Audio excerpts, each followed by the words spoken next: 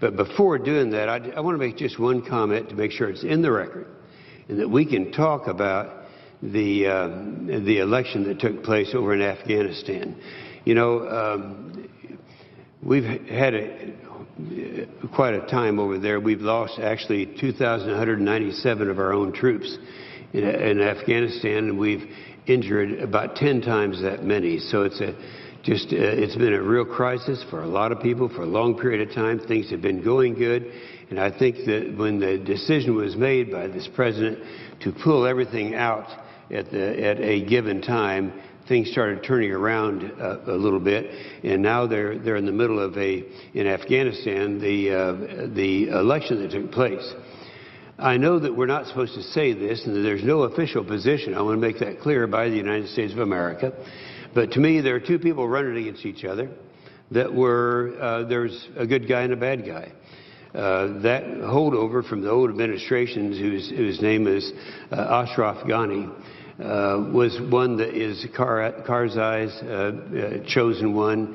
It's one that would continue to go in a lack of leadership and not take advantage of the opportunities they have right now. Then Abdullah was the other one.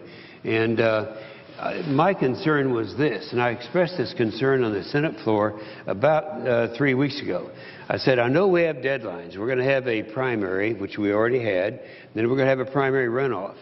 And then on the 22nd, which is 2 weeks from today, there will be an official declaration as to who won the primary runoff.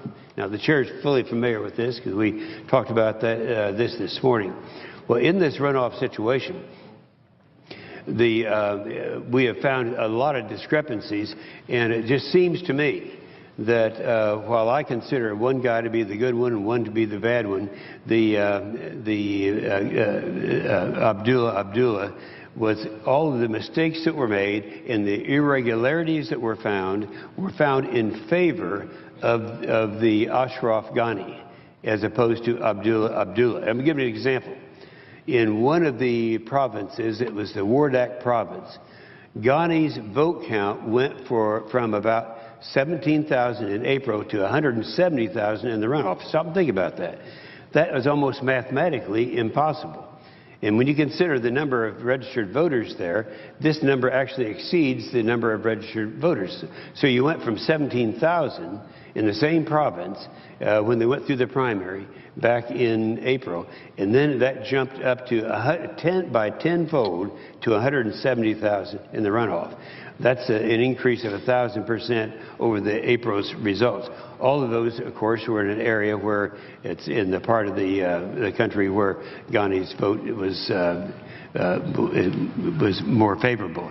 Then the other thing that I think is unprecedented, I think we all know in our own states, which West Virginia or Oklahoma or any of the rest of them, when the vote percentage turnout is less in rural areas than it is in urban areas. In urban areas, you have to go next door to vote, or you have to go, it's very convenient. In many rural areas, certainly in my state of Oklahoma, you'll have to drive maybe 30 or 40 miles to vote. So the percentage turnout is less.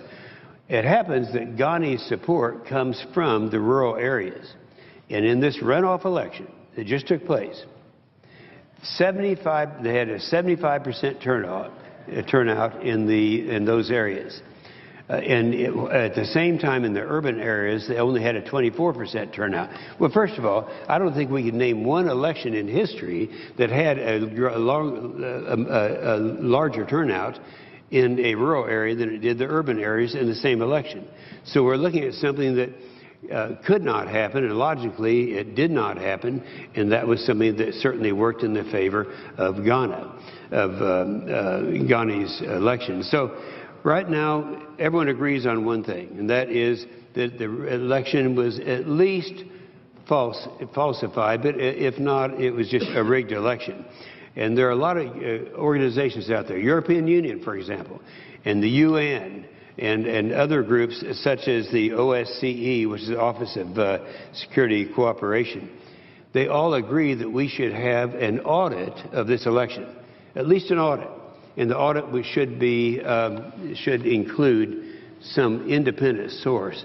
And so I want to get on record now, because I fear that if nothing's done in the next 14 days, he'll be declared the winner. And with these discrepancies, I think that'd be doing a great disservice to the people of Afghanistan. They would lose faith in their system, because what I'm saying here on the Senate floor, they already know. Let me just jump into another area that I'm